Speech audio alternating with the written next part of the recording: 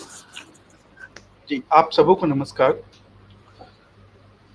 जैसा कि हम लोगों ने अभी एक अपना पिछला किया था, जिसमें हमारा टॉपिक था important consideration from books closing point of view with CA Sandeep Sharma.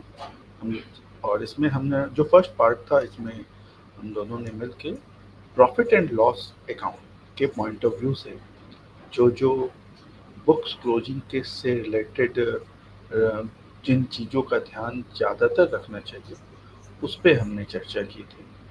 और मैं सीए संदीप जी से पूछना चाहूँगा कि संदीप जी, विभिन्न सोशल मीडिया प्लेटफॉर्म पे देख रहे थे 1000 से ज़्यादा व्यूज हो गए हैं। कैसा आपका आपको कैसा फीडबैक मिला है? आम, अ, आप सभी को नमस्कार। थैंक यू आशीष भाई। और जो फीडबैक रियली अप्रिशिएबल है, एंड सभी देखने वाले को, सुनने वाले को हम दोनों की तरफ से बहुत बहुत धन्यवाद। Thank you so much. Idea ये है कि हम कुछ ऐसी चीज बनाएं, ऐसी डिस्कशन करें जो आपके बेनिफिशियल के लिए हो, और ये कहीं ना कहीं मोटिवेटिंग भी होता है, तो बहुत ही अच्छा रहा। और ऑल क्रेडिट गोज टू आशीष भाई, सारा बनाने मैनेज करने के लिए, है ना। दोनों जी लोगों का आशीष जी। साथ। जी, दोनों का ही साथ है। तो आज हम लोग जो डिस्कशन कर रहे हैं, आज का डिस्कशन पिछले बार के कंपैरिजन में थोड़ा छोटा होगा, क्योंकि जो मेजर था वो तो प्रॉफिट लॉस में कवर हो गया था। आज हम लोग डिस्कशन करेंगे बैलेंस शीट के पॉइंट ऑफ व्यू से। ओके। आपको किन किन चीज़ों की को ध्यान में रखना चाहिए। करेक्ट। तो जैसे सबसे पहले हम लोग बैलेंस शीट में लाइबिलिटीज साइड को अगर लेते हैं, तो लाइबिलिटीज साइड में अ, एक जो सबसे पहला आपको ये देखना है कि जो सबसे पहला पार्ट होता है आपका कैपिटल का पार्ट होता है। ठीक है, बैलेंस शीट लाइबिलिटी साइड में सबसे पहला चीज़ कैपिटल का पार्ट है। तो आपको इन चीज़ों का स्पेशल ध्यान रखना है कि आपने अपने सैलरी वगैरह के अलावा क्या एक्स्ट्रा कुछ विथड्रॉइंग्स वगैरह किया है, और उसको, अगर वो आपका जस्टिफाइड ड्राइंग्स है तब तो ठीक है, अदरवाइज 31 मार्च से पहले क्या कुछ रिवर्सल एंट्री की रिक्वायरमेंट है। ऐसा नहीं हो कि कुछ कुछ केसों में मैंने देखा है जो प्रोप्राइटरशिप कंसर्न्स होती हैं, वो लोग कभी कभी कुछ कुछ सालों में इतना ज़्यादा विड्रॉ कर लेती हैं कि उनका कैपिटल नेगेटिव हो जाता है 31 मार्च को। ठीक है, तो इन चीज़ों पे अगर आप 31 मार्च से पहले ध्यान दे देंगे कि अगर किसी कारणवश आपने कुछ अमाउंट अपना विड्रॉ भी किया है, बट आपको अपना कैपिटल इंटैक्ट पिछले वर्ष की तरीके से अच्छे प्रॉपर रखना है, तो आपको उससे रिलेटेड अगर रिवर्सल एंट्री वगैरह लेनी है, आपको अगर जो अगर आपने कुछ एक्सेस विड्रॉल किया था उसको अगर रिवर्स करना है, तो उन चीज़ों का आप ध्यान जरूर रखिएगा ताकि आपका कैपिटल निगेटिव ना हो। क्योंकि अगर आपने कोई लिमिट एंजॉय किया हुआ है, आपने कोई लोन दिया हुआ है, तो वहाँ आपका हर साल आपका बैलेंस शीट आपका वहाँ डिपॉजिट होता है बैंक्स में और उन फाइनेंशियल इंस्टीट्यूशंस में। तो अगर आपका वहाँ पे आपके कैपिटल में रिडक्शन होगा, तो वो फिर नेगेटिव इम्पैक्ट जाता है। तो इस चीज़ का थोड़ा सा ध्यान रखिएगा। संदीप जी, एक जो इम्पोर्टेंट चीज़ है लाइबिलिटी साइड में, वो है सन्ड्री क्रेडिटर्स। और सन्ड्री क्रेडिटर्स में मेरे ख्याल से काफ़ी सारे पॉइंट्स हैं जिन चीज़ों पे लोगों को ध्यान रखना चाहिए। तो इस पे आप एक बार अपना कुछ व्यू दीजिए, फिर मैं ऐड ऑन करूँगा। जी आशीष भाई, आपने बहुत अच्छे से बताया है कैपिटल का, है ना। बस थोड़ा सा कैपिटल में भी मैं ऐड कर देता हूँ। देखिए, आपको सबसे पहले ये क्लियर होना है कि आप जो भी बिजनेस कर रहे हैं उसका लीगल फॉर्म क्या है। आपका लीगल फॉर्म क्या प्रोप्राइटरशिप है, पार्टनरशिप है, या प्राइवेट लिमिटेड है, या लिमिटेड है। कैपिटल का सीधा रिश्ता उनके लीगल फॉर्म से है। आपको दूसरी चीज इंश्योर करनी है कि कुछ चीजें कहीं पे मेंशन होती हैं, आप उसको चेंज नहीं कर सकते। अगर आपकी प्राइवेट लिमिटेड कंपनी है तो आप उसकी शेयर कैपिटल को चेंज नहीं कर सकते। जो उन्होंने शेयर सब्सक्राइब किया होगा अगर शेयर में सेल परचेज हो रही है, ट्रांसफर हो रही है तो अलग बात है, कुछ चीजें हो रही है तो अदरवाइज चेंज नहीं कर सकते। आशीष भाई ने बिल्कुल ठीक बताया कि हम कई बार कई चीजें ऐसी करते हैं कि जो कि पिक्चर बहुत ही डिफरेंट नजर आने लगती है। कई बार अकाउंटेंट भी आपका जो होता है एंट्री करते करते कि भाई पार्टनर कौन है हमें क्लियर नहीं है, दो की जगह 3 पार्टनर हो जाते हैं, 4 पार्टनर हो जाते हैं, है ना। कई बार क्या होता है कि आप अगर वो क्लियरिटी नहीं रखते हैं कम्युनिकेशन कि आपने जो पैसा लगाया बिजनेस में, एज ए लोन लगाया, एज ए एक्सपेंस लगाया, या आप जो विड्रॉ कर रहे हैं that is for the business purpose या पर्सनल पर्पस, तो उससे भी बहुत अफेक्ट होता है। तो आप इन बातों का जरूर ध्यान रखें। खासकर आप उस चीज का ख्याल रखें कि आपके यहाँ जो भी अकाउंटिंग कर रहा है या जो भी कंसर्न बंदा है उसको ये कम्युनिकेशन जरूर करें कि अगर आप पर्सनली कुछ डील कर रहे हैं तो क्या है, उसका नेचर क्या है, आप क्या रखना चाहते हैं। रही बात सन्ड्री क्रेडिटर्स की, देखिए सन्ड्री क्रेडिटर में सबसे इंपॉर्टेंट चीज है आज के डेट में, अगर आप जीएसटी रजिस्टर्ड हो तो आज के टाइम में आपको इम्पोर्टेंट देखना, सबसे पहला चीज देखना है कि 180 दिन से ज्यादा का पेमेंट ड्यू है क्या किसी का क्रेडिटर। आप उस चीज को लिस्ट जरूर मंगा के देखें। लिस्ट में देखना है कि भाई क्या वो क्रेडिटर है कैसे, क्या हमने क्या इनपुट ले रखा था क्या। अगर हमने इनपुट ले रखा था 180 दिन से ज्यादा हो गया तो आपको इनपुट टैक्स आईटी से रिवर्स करनी है बुक्स में, तो आप उसको जरूर ख्याल रखें। कुछ ऐसी पार्टियां रह गई क्या आपकी, दूसरा कि जहां पे आपकी लायबिलिटी आरसीएम में थी और आपने जमा नहीं कराया, आप उसका भी जरूर ख्याल रखें। क्योंकि ये 2-3 चीजें ऐसी हैं कि जो कि आपको डायरेक्ट हिट करती है। आरसीएम में बिल्कुल कैश में जमा कराना पड़ेगा तभी आप आईटीसी ले सकते हैं। और अगर आपने 180 दिन से ज़्यादा के जो क्रेडिटर्स हैं अगर आपने उसको रिवर्स नहीं किया, इसका मतलब आपने ज़्यादा क्रेडिटर ले लिया। तो आप आने वाले टाइम में मान के चलो कि जब भी आपकी केस खुलेगी या जब भी नोटिस आएगी तो आपको केवल रिवर्सल नहीं करना पड़ेगा, आपको इंटरेस्ट भी जमा कराना पड़ेगा। तो बेसिकली ये है। तीसरी, कुछ क्रेडिटर्स का अगर बहुत बार अगर आपने अपने देखा होगा एक्सपीरियंस से, तो opening balance closing balance same आता है, मोरलेस कोई ट्रांजेक्शन नहीं है ड्यू टू बहुत सारी, कई बार क्या होता है छोटी छोटी गलतियां हम कर देते हैं, कुछ वैसी अकाउंटिंग एरर है खासकर, तो उसके चक्कर में बैलेंसेस होते हैं। कई बार क्या होता है कि चीज़ें सॉर्ट आउट होती है बट हम उसको करते नहीं हैं। तो मेरी आपको एडवाइस हो कि जो भी ओनर हैं जो बिजनेस मैनेज करते हैं या इवन जो कंसर्न पर्सन है उसको अपने जो भी टॉप मैनेजमेंट है उसके साथ वो लिस्ट जरूर शेयर करनी चाहिए। एंड अगर उनको क्लियरिटी नहीं है तो उनसे पूछना चाहिए क्लियर कट कि बॉस ये क्रिएटर है आज के डेट में या नहीं है। अगर है तो क्या करना है, नहीं है तो क्या करना है, आपको दोनों चीजें करनी है। बिकॉज अल्टीमेटली अगर आप क्रिएटर बुक्स में रखते हैं तो अपने अपनी लाइबिलिटी इंक्रीज करके रखते हैं, और कहीं ना कहीं अगर आप दूसरे एंगल से देखेंगे तो अगर आप बैंक की सीसी ओडी लिमिट या कुछ और चीज की प्लानिंग करते हैं तो क्रिएटर का अमाउंट सारा का सारा लेस होता है, उसमें से माइनस होता है, तब आपकी एलिजिबिलिटी डिफाइन होती है। तो ये आपकी कहीं ना कहीं बैंक की एलिजिबिलिटी भी इफेक्ट करता है। तो बस ये 2-3 बातें हैं जो मुझे लगता है कि उनको देख लीजिए। जी बिल्कुल। बिल्कुल, बहुत बहुत अच्छा संदीप भाई, आपने बहुत इम्पोर्टेंट पॉइंट्स बताए सिंडिकेटर्स के पॉइंट ऑफ व्यू से। मैं इसमें 2-3 चीज़ और ऐड करना चाहूँगा कि जब हमने एक लिमिट की बात की जीएसटी पर्सपेक्टिव से 180 डेज, बट अब इनकम टैक्स का भी पर्सपेक्टिव आ गया है। तो इनकम टैक्स के भी पर्सपेक्टिव से जो 45 डेज के अंदर आपको एमएसएमई वाले जो भी वेंडर्स हैं उनके करेक्ट। उनका 45 डेज से ज़्यादा ड्यू नहीं रह सकता। तो उनका पेमेंट हुआ है या नहीं उस चीज़ को आपको ध्यान में रखना है, क्योंकि अगर ऐसे वेंडर्स का पेमेंट नहीं हुआ है तो उन सारे एक्सपेंसेस को ऐड बैक कर दिया जाएगा प्रॉफिट में।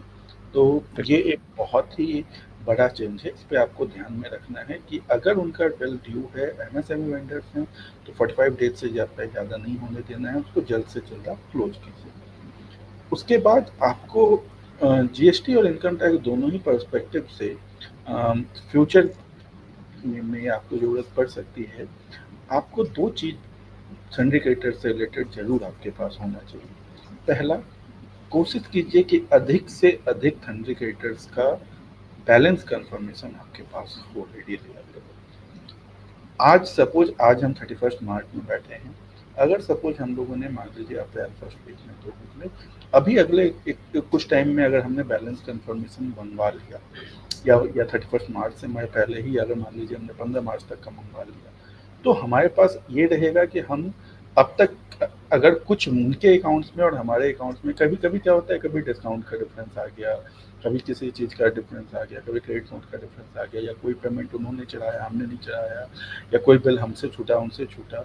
तो जब बैलेंस कन्फर्मेशन आ जाता है, तो वो क्रॉस वेरीफाई हो जाता है। तो ये और ये अगर सपोज़ आज से 2 साल बाद, 3 साल के बाद आपकी स्क्रूटनी होती है, किसी भी एक्ट में, इनकम टैक्स में, जीएसटी में, तो मा तो जो असेसिंग ऑफिसर है, वो कभी-कभी बैलेंस कन्फर्मेशन माँग देते हैं।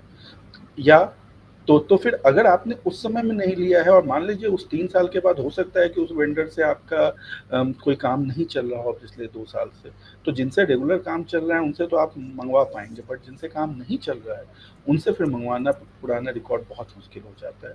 तो बैलेंस कन्फर्मेशन का ध्यान दीजिए।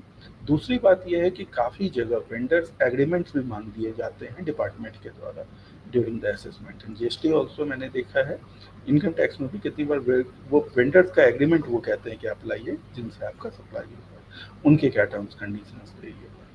तो मैं ये सजेस्ट करूँगा कि आप लोग जो भी आपके मेजर वेंडर्स हैं, अगर सबका हो सकता है तो ठीक है, नहीं तो एबीसी एनालिसिस करके जो 80% 90% वॉल्यूम वाले जो वेंडर्स हैं, उनका तो आपके पास एटलीस्ट एग्रीमेंट एंड ये बैलेंस कंफर्मेशन होना ही चाहिए। और बिल्कुल, बिल्कुल। क्रिएटर के पॉइंट ऑफ व्यू से एक चीज़ और मैं ऐड करना चाहूँगा कि जो ई-कॉमर्स ट्रांज़ैक्शंस हैं, वहाँ टीसीएस वगैरह के प्रोविज़न्स हैं, ठीक है? तो जो परचेज़ में भी टीसीएस वगैरह इन्वॉल्व हैं, तो या फिर 50 लाख वाला जो एक केस है, वहाँ टीडीएस टीसीएस प्रोविज़न्स इन्वॉल्व हैं। तो इन चीज़ों का भी आप ध्यान रखिए कि जो आपके टीडीएस और टीसीएस के परचेज़ में, एक्सपेंस में तो लोग प्रॉपर ध्यान रखते हैं, बट परचेज़ वाले में कितनी जगह मिस हो रहा है, तो उन सब चीज़ों पे भी आपको ध्यान रखना चाहिए कि ये कंप्लायंसेस जो हैं टीसीएस टीडीएस प्रोविजंस के विद रिगार्ड टू वेंडर्स और एक्सपेंसेस, वो प्रॉपरली किए गए हैं या नहीं। एक चीज़ और टीडीएस के पॉइंट ऑफ व्यू से मैं बताना चाहूँगा कि आप लोगों ने, आपके जो सैलरी क्रेडिटर्स हैं, उन्हें उनका आपने अगर वो सर्विस वाले हैं, तो हो सकता है आपका टीडीएस घाटा होगा। आपको एक चीज़ ये ध्यान रखनी चाहिए कि आपको वो जो टीडीएस सर्टिफिकेट्स हैं, वो भी बाय लॉ आपको वो सर्टिफिकेट उनको डाउनलोड करके देने हैं। ये आपकी लायबिलिटी है। तो और अगर एक डेफिनेट पीरियड तक आपने उसको नहीं किया है, तो डिपार्टमेंट आपको लायबल बना सकता है। तो कुछ लोग सोचते हैं कि नहीं, हमने सिर्फ टीडीएस रिटर्न फाइल कर दिया तो मेरा काम हो गया। नहीं, उसको फाइल करने के बाद टीडीएस सर्टिफिकेट डाउनलोड करके जो आपके वेंडर्स हैं, क्रेडिटर्स हैं, उनको भी देना आपकी रिस्पॉन्सिबिलिटी है। ये एक अच्छे प्रैक्टिस के रूप में आपको फॉलो करना चाहिए कि आप हर एक रेगुलर इंटरवल पे वो आप उन्हें दे दिया करें। दूसरा, ऐसे एग्रीमेंट विद वेंडर्स का तो हमने डिस्कशन कर लिया। तो संदीप भाई, सन्ड्री क्रेडिटर से रिलेटेड या लाइबिलिटी साइड में आप कुछ और ऐड करना चाहेंगे, लोन देखिए, वगैरह? सैलरी क्रेडिटर्स में एक इम्पॉर्टेंट बात ख्याल रखनी है, जो कि हमने अपने लास्ट प्रेजेंटेशन में भी बोला था कि अंडर इनकम टैक्स या जीएसटी लॉ, का भी अगर इनकम टैक्स की प्रोसीडिंग में लेते हैं, तो गवर्नमेंट आपसे एक्सपेक्ट करती है कि जो भी सप्लायर है, आप उसकी केवाईसी जरूर मेंटेन करें। तो आप केवाईसी 100% का अगर पॉसिबल नहीं है, तो फिर भी कुछ ऐसे सप्लायर्स, ऐसे के पार्टियां जैसे आपकी डीलिंग है, तो आप, मेरी सलाह है कि आप उसकी केवाईसी जरूर मेंटेन करें, और आपको कभी भी आपको उसकी रिक्वायरमेंट हो सकती है। और आई थिंक आशीष भाई काफ़ी अच्छे से एक्सप्लेन हो कर दिया हमने, है ना? तो हम इस पे फिर आगे बढ़ सकते हैं, अब है ना? बिल्कुल, बिल्कुल। अब जी, हम लोग एसेट्स की तरफ चलते हैं। तो जी, जी। एसेट्स एसेट्स के हेड में सबसे पहला जो चीज़ है, वो है फिक्स्ड एसेट्स। क्योंकि अगर बैलेंस शीट में हम देखें तो सबसे ऊपर फिक्स्ड एसेट्स रहता है। फिक्स्ड एसेट्स में आपको क्या ध्यान रखना है? जो सबसे इम्पोर्टेंट थिंग है कि जो फिक्स्ड एसेट्स हैं, फिक्स्ड एसेट्स को जब आपने परचेज किया, तो वो आपने विथ जीएसटी परचेज किया। तो आपको एक चीज़ ये ध्यान रखना है कि अगर उस फिक्स्ड एसेट्स पे जीएसटी कंपोनेंट का आपने इनपुट लिया है, तो फिर उस जो इनपुट पार्ट है उसको आप कैपिटलाइज नहीं करेंगे। आप डिप्रिसिएशन सिर्फ नेट जो आपका फिक्स्ड एसेट का एक्चुअल वैल्यू था, उसी पे कैलकुलेट करेंगे।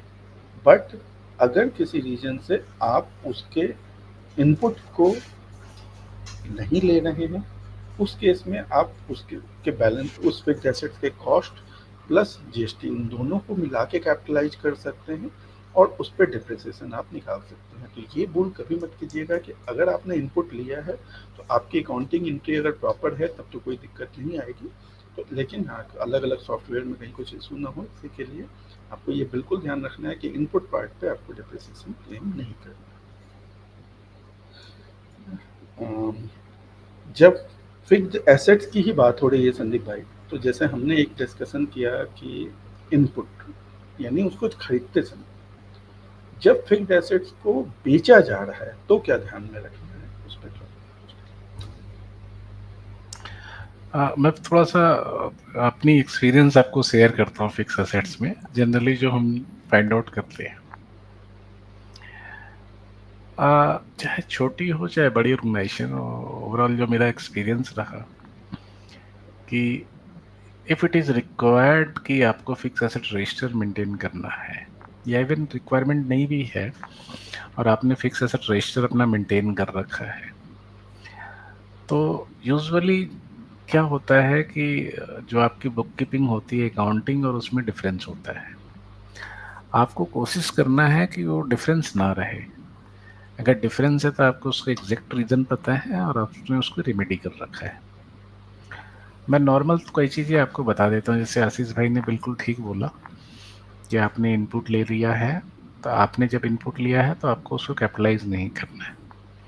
बट क्या होता है, ड्यू टू इग्नोरेंस बोलिए, लैक ऑफ अपडेशन बोलिए, कई बार क्या होता है कि लेट सपोज आपने गाड़ी खरीदा, गाड़ी में जी 10 लाख की गाड़ी थी, जीएसटी लग के आया 28% का, तो आपके अकाउंटेंट ने गाड़ी भी लिया, जीएसटी को इनपुट में खड़ा कर दिया उसने। जिस उसकी तो इनपुट मिलनी नहीं है गाड़ी की आपको, अनटिल अनलेस कुछ एक्सेप्शन है वहीं पे मिलनी है आपको। लेकिन क्या हुआ कि आपके बुक्स में तो इनपुट में भी खड़ी है, बाकी चीज भी है, इवन आपके जो जीएसटी फाइल कर रहे हैं उन्होंने लिया भी नहीं होगा। लेकिन क्या हो गई कि आपकी बुकिंग सारी की सारी गलत हो गई, चीजें हो गई। पहली चीज आपको उस चीज का ख्याल रखना है, जीएसटी का कहाँ पे मिलना है कहाँ पे नहीं मिलना है। आप जब भी कैपिटलाइज करें ठीक से करें। दूसरी जो कैपिटलाइजेशन में हमेशा दिक्कत होती है, देखिए जो कैपिटलाइजेशन जो होती है फिक्स एसेट्स की, आपको कई बार सेट लेट सपोज गाड़ी की एग्जांपल भी अगर मैं लेके चलूँ, तो कई चीज़ें छोटे छोटे कॉस्ट होते हैं जो वन टाइम होते हैं या फर्स्ट ईयर में आप देते हैं, तो everything should be capitalized at that time. वो सारी की सारी कैपिटलाइज होती है। क्या होता है कि अब कई बार कई चीज़ें कुछ इधर हो जाती है, कुछ दूसरे रेवेन्यू स्ट्रीम में ले आते हैं, कोई कहीं ले आते हैं, फिर at the end of the day पता चलता है जी मेरी गाड़ी की वैल्यू ही मैच नहीं कर रही है। आपके पास बिल 5 लाख का होगा, हाँ जी मेरी 5 लाख की गाड़ी है, 10 लाख की गाड़ी है, आपने जो कैपिटलाइज किया बुक्स में तो अलग फिगर आ रही है जी, फिक्स रजिस्टर में अलग फिगर आ रही है।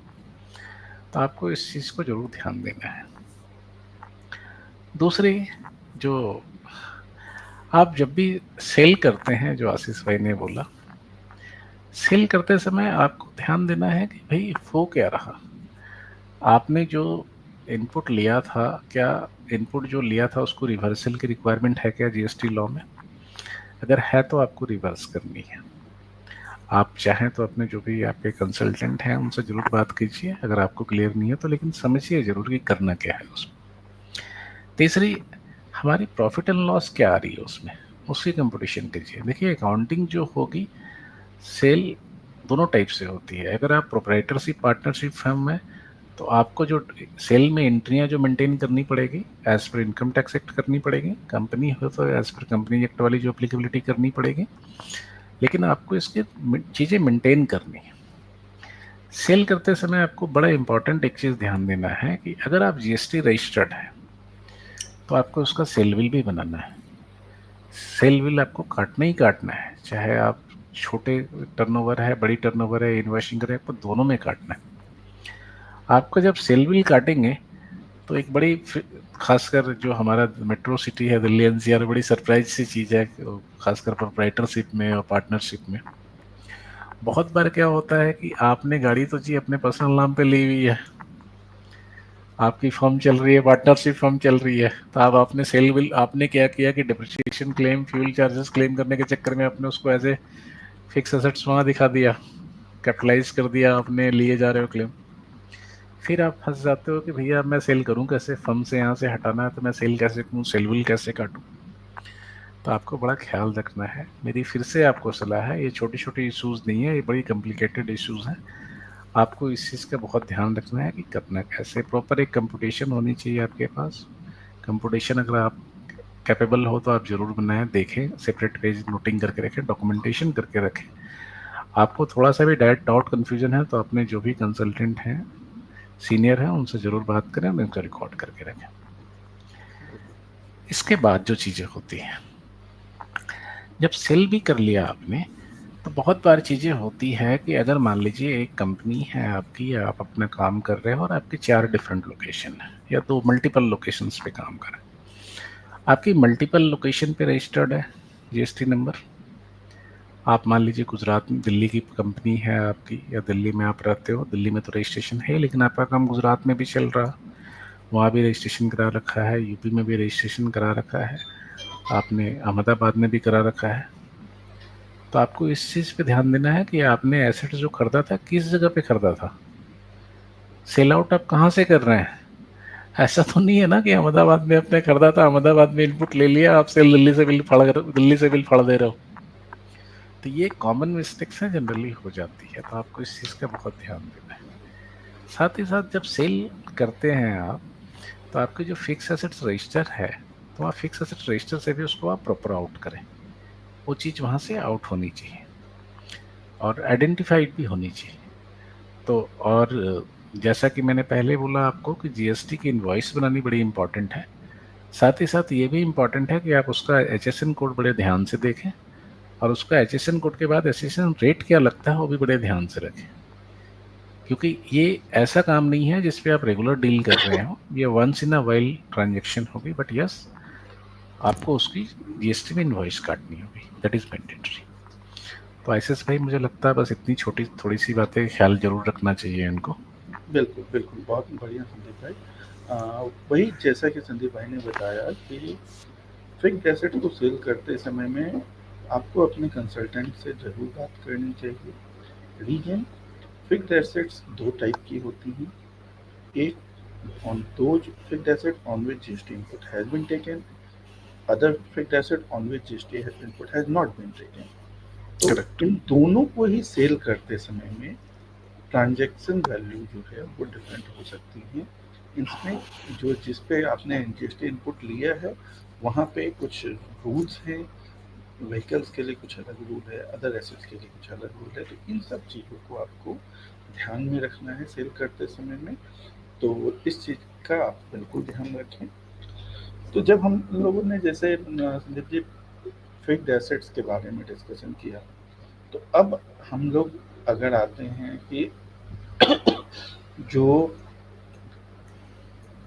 आपको सन्डी डेटर्स, सन्डी क्रेडिटर्स पहले हमने डिस्कस किया था क्रेडिट लायबिलिटी साइड में। अगर एसेट साइड में सन्डी डेटर्स की बात करें, तो सन्डी डेटर्स में भी मेरे ख्याल से 2-3 चीज़ें जो बहुत ज़्यादा ध्यान रखने योग्य है। कि पहला चीज़ कि एक तो आप कोशिश करें कि डेटर्स का भी कंफर्मेशन आपके पास हो। जैसे क्रेडिटर का कंफर्मेशन हो, वैसे ही डेटर्स का भी कंफर्मेशन हो। आपके पास डेटर्स के साथ एग्रीमेंट्स हों, क्योंकि एक तरीके से आपके जो डेटर हैं, तो उन डेटर्स के लिए आप क्रेडिटर हैं। तो जब हम लोग क्रेडिटर में एग्रीमेंट की बात कर रहे थे, तो वैसे ही यहाँ पे भी अगर आपके पास एग्रीमेंट है, तो वो फ्यूचर के लिए अच्छी रहती है। दूसरा, आपको एक चीज़ ध्यान देना है कि अगर आपका कोई एक्सपोर्ट डेटर खड़ा है, तो एक्सपोर्ट डेटर खड़ा है तो वो 1 ईयर से ज़्यादा टाइम से वो खड़ा ना हो। क्यों? क्योंकि जीएसटी में अगर आपने एक्सपोर्ट का बेनिफिट उठाया है, एलयूटी या payment of duty, without payment of duty, इन सब में, तो इन सब में एक कंडीशन होता है एक्सपोर्ट का कि the foreign currency should have been realised within 1 year. तो इसलिए आपको इस चीज़ का बहुत ज़्यादा ध्यान रखना है कि अगर कोई एक्सपोर्ट डेटर है, तो उसका बैलेंस कितने टाइम से ड्यू है और उसको आपको क्लोज करना है। अगर मान लीजिए कोई आपने एक्सपोर्ट जीएसटी का एक्सपोर्ट इनवॉइस रेज किया और उसका अगर आपको आपने उस पर तो GST without without payment of duty आपने जीएसटी लगा के आपने वो एक्सपोर्ट दिखा दिया, बट अगर 1 साल के अंदर में वो पैसा आपके पास इंडिया में फॉरेन करेंसी में नहीं आता है तो जीएसटी डिपार्टमेंट आपसे उस पर पूरा 18% जीएसटी चार्ज कर सकता है और वो भी प्लस इंटरेस्ट चार्ज कर सकता है। तो आपको दोनों लॉस होगा, क्यों? क्योंकि जब जब वो आपको 18% करेगा तो चूंकि आपने इनवॉइस में जीएसटी नहीं लगाया था तो पार्टी तो आपको दे नहीं रही है। तो जब जब पार्टी आपको दे नहीं रही है तो ऑब्वियसली आपको ये 18% खुद बियर करना होगा, और सेकंड अगर ये 8 महीना 9 महीना या साल भर बीत चुका है तो आपको उसका ब्याज भी देना पड़ेगा। तो ये बहुत ज़्यादा प्रॉब्लमेटिक हो सकती है, इसीलिए एक्सपोर्ट डेटर का जो कब से वो डेटर आउटस्टैंडिंग है इस बात का बिल्कुल ध्यान रखना चाहिए आप लोगों को। और जैसे कि डेटर्स मेरे ख्याल से संदीप जी डेटर्स में आपका कुछ और ऐड करना चाहेंगे? बस इसमें थोड़ी सी ऐड करने की है आशीष भाई, कि जैसे आपने बताया कि एक्सपोर्ट डेटर्स जो हैं, एक्सपोर्ट डेटर में अगर आपकी payment with in time limit नहीं आती है तो मेक श्योर कि आपने आरबीआई में अप्लाई कर रखा है अप्रूवल के लिए। ये बहुत ही मैंडेटरी है, one should apply for RBI for approval. आपको एक फॉर्म भरना होता है, वो आपको काम जरूर करना है, आप उसके बगैर ना रहें। दूसरी, आपकी जो डेटर्स है इन जनरल, मैं आपको नॉर्मली जो मैंने फील किया है, ऑब्जर्वेशन है मेरी, कि डेटर्स आपकी है कैसी, आप पहले इसको जरूर समझिए। मान लीजिए कि अगर आप कंस्ट्रक्शन इंडस्ट्री से रिलेटेड है, इंफ्रास्ट्रक्चर से रिलेटेड इंडस्ट्री से रिलेटेड है, तो मैक्सिमम टाइम में क्या होता है कि एक certain percentage of amount as a retentionship रख लेते हैं वो लोग। 2 to 5% चलता है ratio, depend on the industry to industry, कौन क्या करता है वो रखते हैं। उसको काटने के बाद फिर टीडीएस काटते हैं, देन पेमेंट करते हैं आपकी। तो मेक श्योर कि आपकी जो बुकिंग है डेटर की बुकिंग करेक्ट है। रिटेंशन वाली अमाउंट अलग बुकिंग है, डेटर वाली अमाउंट अलग बुकिंग है, अदरवाइज आपकी पेमेंट कभी भी रिकॉन्साइल नहीं होगी उससे। तो आपको ये चीज़ बड़ा इम्पोर्टेंट, डेटर्स में डेटर आप डेटर का आपने जो मांगा आपने कर दिया। बहुत सारी स्कीम्स चलती हैं, बहुत लोग करते भी हैं। कई बार क्या करते हैं कि मनी क्रंच होता है, पैसे की क्रंच है, तो कई बार बिल डिस्काउंटिंग भी करवाते हैं आप। कई बार क्या करते हैं कि आप जिस पार्टी से डील करते हैं उसी पार्टी से कोई पेमेंट टर्म और है, बट आप विद इन एक शॉर्ट पीरियड में पैसा लेने चाहते हैं तो वही आपको डिस्काउंट कर देता है। तो आप इसका ध्यान रखें कि आपकी जो बुक एंट्री हो रखी है, जो अकाउंटिंग आपकी मेंटेन कर रखी है, बहुत अच्छे से मेंटेन हो रखी है और उस चीज़ों को हमने प्रोविजनिंग कर रखी है। इसके बाद की जो इम्पोर्टेंट है, जो आशीष भाई ने बताया एक्सपोर्ट डेटर का, मैं एक्सपोर्ट डेटर पे ही बता रहा हूँ आपको, कि एक्सपोर्ट डेटर में जब भी आप पेमेंट रिसीव कर रहे हैं या डेटर बुक कर रहे हैं तो फॉरेन एक्सचेंज फ्लक्चुएशन की एंट्री करनी होती है बुक्स में। आपको ये भी जरूर देखना है कि फॉरेन एक्सचेंज फ्लक्चुएशन की एंट्री प्रॉपर हो रखी है। मोस्ट इंपॉर्टेंट चीज़ एक्सपोर्ट डेटर में, एक्सपोर्ट डेटर में जब भी पैसे आती है रियलाइज होता है आपको, या तो आपके पास FIRC आएगा या BRC की कॉपी आएगी, बैंक रिलेशन सर्टिफिकेट या फॉरेन इनवर्ड रेमिटेंस सर्टिफिकेट, आप इसको ऐसे बोल सकते हैं। बैंक टू बैंक डिफर करता है टर्मिनोलॉजी, बट आपके पास हर डेटर की हर इनवॉइस के साथ वो कॉपी होनी चाहिए कि बॉस ये आई तो ये पैसे कब आए, आपकी रियलाइज क्या हुई। क्योंकि चाहे गुड्स हो चाहे सर्विसेज हो, आपको अगर मान लीजिए जीएसटी में भी हैं, एक्सपोर्टर हैं, तो आपको रिफंड भी लेना पड़ता है। रिफंड लेने के टाइम में जो FIRC और BRC की कॉपी है बहुत ही इंपॉर्टेंट रोल प्ले करती है और कई जगह पे प्ले करती है, तो आपको उस बात का बहुत ख्याल रखना है। आप डोमेस्टिक डेटर्स हैं, डोमेस्टिक डेटर में भी देखिएगा, या कभी लार्ज डेटर ऐसे होते हैं, इंडस्ट्री में एक प्ले चलता है, जैसे इट्स अ बिजनेस रिक्वायरमेंट, कि मान लीजिए आप सैमसंग के डीलर हैं, आपने सैमसंग से सैमसंग को माल खरीद रहे हैं, सॉरी सैमसंग का माल आप बेच रहे हैं, आप सैमसंग की कंपनी है, पार्टियों को बेच रहे हैं। तो समटाइम्स ये होता है कि बॉस सैमसंग वाले ने क्या किया, सैमसंग से माल लेके आप पार्टियों को बेच रहे हैं, आपकी डीलरशिप है उसकी बड़ी, तो सैमसंग वाले ने बोला कि ठीक है जी, आप एक सर्टेन लिमिट टर्नओवर क्रॉस करेंगे तो मैं आपको डिस्काउंट दूंगा, चीज़ें करूंगा। फिर क्या होता है, कई बार आपकी सेल्स स्कीम ऐसी होती है कि जो कि आपको केवल लेना नहीं होता है, आपको आगे पास ऑन भी करना पड़ता है। आप उसको क्रेडिट नोट के थ्रू करते हैं मैनेज। जो कमर्शियल क्रेडिट नोट होती है उसमें टैक्स इम्प्लीकेशन नहीं होती है, ना के बराबर होती है। तो आप उस चीज़ का भी जरूर ध्यान रखें कि वो जो क्रेडिट नोट या डेबिट नोट जो भी आपने किया है, उस चीज़ को आपने ठीक से इनकॉर्पोरेट कर रखा है, आपकी अकाउंटिंग ठीक हो रखी है। तो ये छोटी छोटी बातें हैं। आई थिंक आशीष भाई ने काफ़ी अच्छे से एक्सप्लेन किया। आपको डेटर में भी बहुत ख्याल रखना चाहिए। बिल्कुल। तो मेरे ख्याल से जो एसेट साइड में भी जो इम्पोर्टेंट चीज़ें, इम्पोर्टेंट कंसिडरेशंस थी, उन चीज़ों पे हमने एक ध्यान दे दिया है। तो इस तरीके से संदीप भाई, मेरे ख्याल से आज हम लोग बैलेंस शीट का भी, हमारा जो ओवरव्यू था फ्रॉम इम्पोर्टेंट कंसिडरेशन, कि क्या क्या चीज़ें हमें ध्यान रखनी है, वो पूरा हो रहा है।